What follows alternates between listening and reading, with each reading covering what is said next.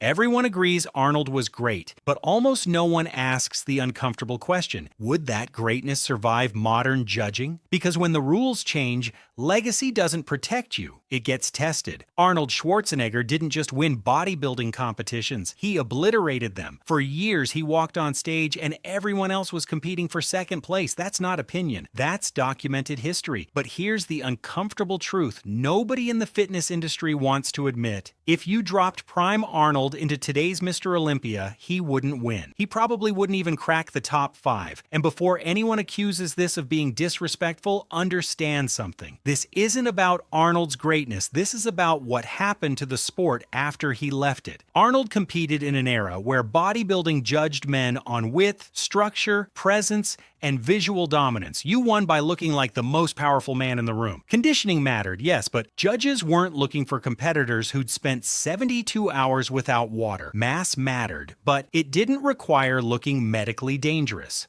Back then, the goal was simple. Be the most aesthetically dominant physique on that stage. The man who looked unbeatable won the trophy. That version of bodybuilding no longer exists. What happened wasn't evolution, it was mutation. The standards didn't shift gradually over decades, they were rewritten entirely. What once defined perfection now gets criticized as incomplete. What once won first place now struggles to qualify. Arnold's proportions, outdated. Arnold's conditioning, not extreme enough. Arnold's mass, insufficient for modern standards. This is where the conversation gets dangerous because it forces us to ask a question the bodybuilding world desperately wants to avoid. If the sport's standards change so drastically that previous champions wouldn't win under current rules, can we even compare eras anymore? Think about it. When fans argue about the greatest bodybuilder of all time, they're comparing men who were judged by completely different criteria. It's like asking whether a 1970s Formula One driver would beat a modern driver while ignoring that the cars, tracks, rules, and technology are incomparable. Arnold was the greatest in his era because he mastered what his era valued. But his era is gone. The judges who crowned him have retired. The standards that made him legendary have been replaced. And here's what makes this so uncomfortable. Admitting this doesn't just challenge Arnold's legacy, it challenges the entire concept of legacy in bodybuilding. If standards keep changing this dramatically, the title of greatest ever stops being about objective superiority and becomes about timing. You're not the best bodybuilder, you're the best bodybuilder for the decade you happen to compete in. That's the truth hiding behind every greatest of all time debate in bodybuilding. People aren't really asking who was better. They're asking whose era had more legitimate standards. And nobody wants to answer that question honestly because the moment you do, you're forced to admit that bodybuilding didn't perfect itself over time. It just kept changing the test. Arnold passed his test with a perfect score, but if you brought him back tomorrow and made him take today's version, he'd be studying rules he never agreed to follow. That's not disrespect. That's just what happened to the sport. Walk into a modern Mr. Olympia prejudging, and you'll notice something strange. The crowd reacts to one competitor, the judges mark down another, and sometimes those aren't the same person. That's because modern bodybuilding doesn't judge who dominates the room anymore. It judges who survives the checklist.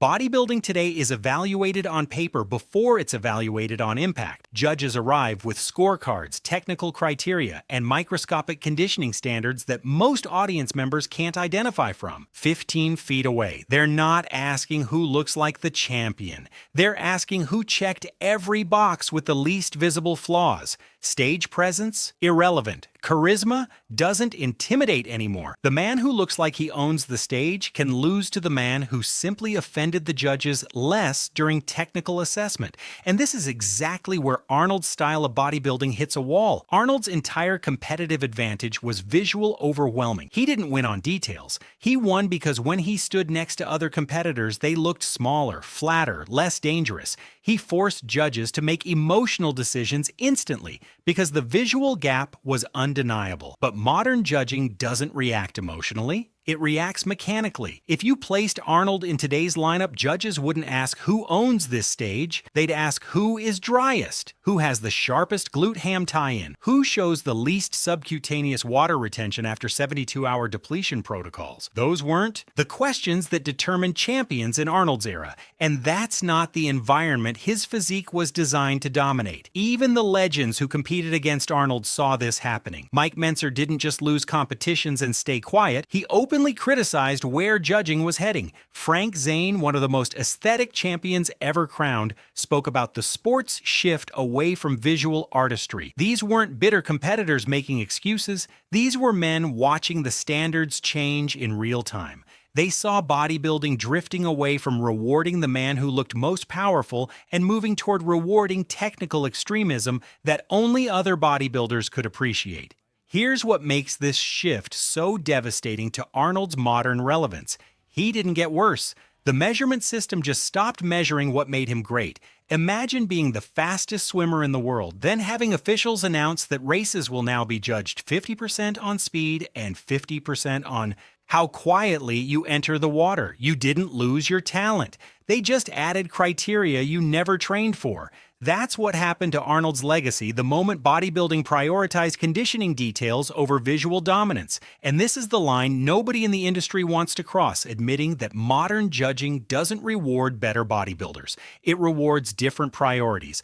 Arnold didn't lose his relevance. Bodybuilding lost its original purpose. The sport stopped crowning the man who looked unbeatable and started crowning the man who followed the most extreme preparation protocol. It stopped being about presence and became about precision. It stopped asking who is the champion and started asking who executed the technical requirements most completely. That transformation didn't make bodybuilding better. It just made it unrecognizable to the era that built it. And pretending otherwise won't change what everyone already knows. The judges aren't watching the same sport. Arnold won anymore. The 1980 Mr. Olympia wasn't just controversial, it was a fracture point.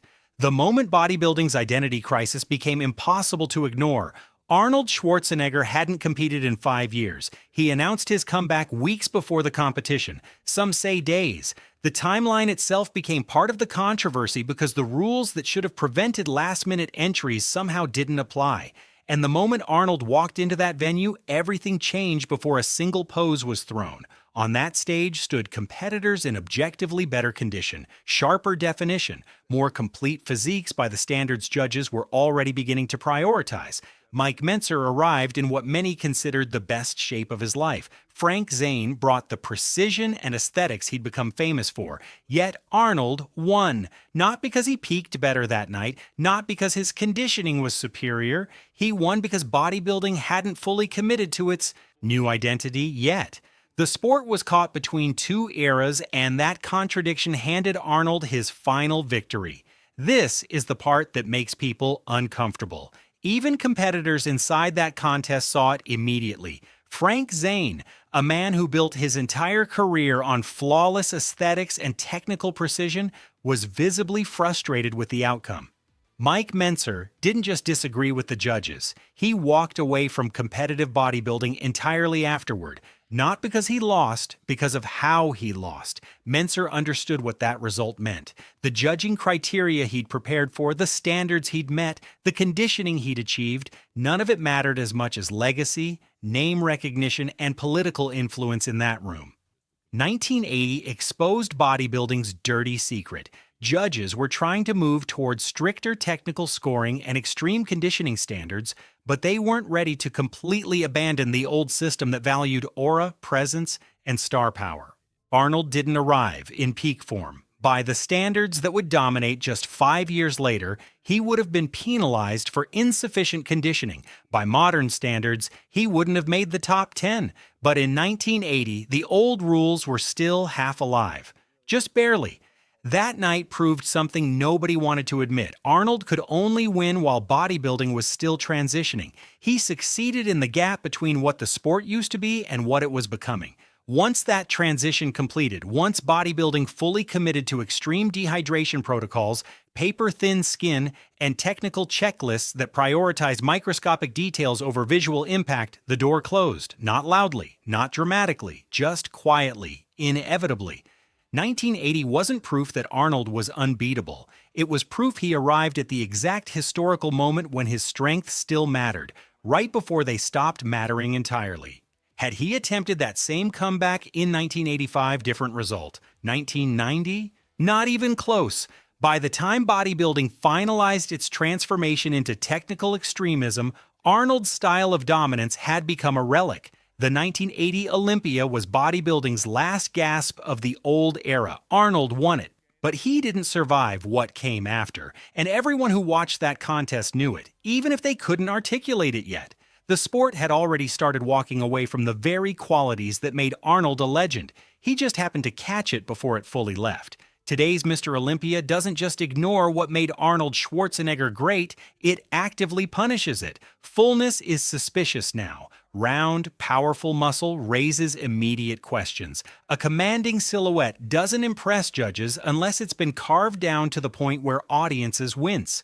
Arnold's entire physique was engineered to dominate from a distance, wide shoulders that made doorways look narrow, an explosive chest that announced his presence before he spoke, arms so overwhelming that other competitors looked incomplete standing next to him without needing a single word of explanation. That was the point. Visual dominance, immediate impact. Today, that exact same look would trigger forensic examination. Judges wouldn't step back and ask if he looks unbeatable. They'd step forward with clipboards and start hunting. Where is the last striation missing? Where does the dryness fade under stage lights? Where might water be hiding beneath the skin? Where is the separation incomplete? The modern judging standard doesn't celebrate strength. It interrogates it. Arnold competed when presence mattered more than precision, when structural superiority created intimidation, when the champion was obvious the moment he stepped on stage, not after 40 minutes of comparison rounds and technical evaluation. Modern Olympia doesn't want obvious champions. It wants extreme ones, calculated ones, depleted ones. Competitors now arrive looking like anatomical illustrations, skin so thin you can see individual muscle fibers, vascularity so extreme it looks medical, conditioning so dangerous that athletes admit they can't maintain it for more than hours. And here's the quiet reality that makes people uncomfortable. Arnold's greatest competitive advantages, fullness, structural dominance, visual impact, are now treated as potential liabilities, not flaws. Liabilities. A full muscle belly, that's holding water. Round shoulders, not dry enough. Powerful legs that look strong. Better question whether they're sharp enough under comparison lighting. The sport didn't specifically reject Arnold. It rejected the entire philosophy he represented. That bodybuilding should look powerful first and technically perfect second. Modern judging flipped that priority completely. Now, technical perfection comes first. Power is only acceptable if it survives extreme depletion. Dominance only counts if it's been stripped down to individual muscle strands. This is why comparing eras doesn't even need names attached anymore. The contrast is already screaming at anyone who looks closely. Put a photo of 1975 Arnold next to a photo of any recent Mr. Olympia winner. Don't tell a casual observer which one won. Just ask them which one looks like a champion. Most will point at Arnold. Wider frame, more commanding presence, the physique that looks like it could actually do something besides pose. But show those same photos to modern judges and they'll mark Arnold down instantly. Not enough separation. Questionable conditioning, lacks the extreme dryness required for competitive placement. Same physique. Opposite conclusions. That's not a judgment on which era was better. That's just evidence that bodybuilding fundamentally changed what it values, and in doing so, made its own history irrelevant to its present. Arnold didn't age out of greatness. Bodybuilding aged out of celebrating what made him great, and the sport can't have it both ways. Either Arnold was the greatest and modern standards are wrong, or modern standards are correct, and Arnold's legacy needs an asterisk. Nobody wants to pick a side, but the question isn't going away. If Arnold Schwarzenegger walked onto today's Mr. Olympia stage, he wouldn't receive a standing ovation. He'd trigger a crisis meeting, not because he looks bad, because he doesn't fit. Too full, not dry enough, too visually dominant in ways that don't translate to technical scorecards, too powerful in a sport that stopped rewarding power. And that's the real verdict here. This entire conversation isn't proof that Arnold fell behind modern bodybuilding. It's proof that bodybuilding moved in a direction where what Arnold represented, raw, undeniable, visual dominance, stopped being the priority. Modern bodybuilding doesn't walk into prejudging asking who looks like the champion. It asks, who executed the depletion protocol most successfully? It doesn't crown the most powerful physique, it crowns the least flawed one. There's a massive difference between those two questions. One celebrates greatness, the other punishes imperfection. Arnold would arrive looking like a bodybuilder, strong, imposing, visually overwhelming, but judges wouldn't see a champion. They'd see work that still needs to be done, conditioning that needs tightening, fullness that needs draining, a physique that dominates the room but doesn't check enough boxes. So when people argue that Arnold wouldn't win today's Olympia, most hear it as an insult to his legacy. What it actually is, an indictment of what winning even means now. Because if the greatest bodybuilder of an entire generation can't compete under modern rules, the problem isn't Arnold. The problem is the rules decided his version of greatness doesn't count anymore. Think about what that means. Bodybuilding created a legend so powerful, his name still sells tickets 40 years later, then built judging standards that would disqualify everything he stood for. That's not evolution, that's rejection. And here's where this gets dangerous for the modern sport. Arnold didn't need bodybuilding to become famous. Bodybuilding needed Arnold to become mainstream. He brought attention, legitimacy, and crossover appeal that the sport had never seen before. He made bodybuilding relevant outside of hardcore gyms and niche magazines. He proved champions could be icons. But today's Mr. Olympia winners, most people outside the fitness industry can't name them, can't pick them out of a lineup, can't explain what makes them great beyond they won.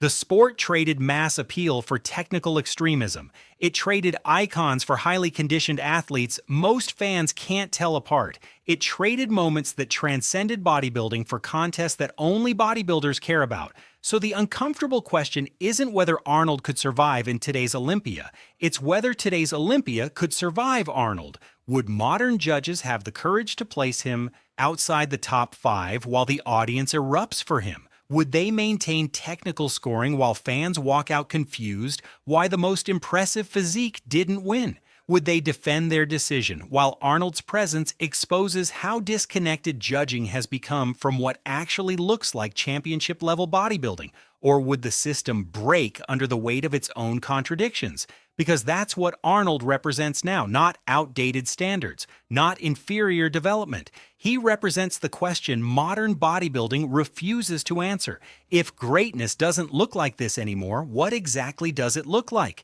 And more importantly, does anyone outside the judging panel actually care? Bodybuilding changed, whether fans want to admit it or not. If you care about truth over nostalgia and understanding where the sport is actually headed, this channel is for you. Subscribe, because the conversations everyone avoids are the ones that matter most.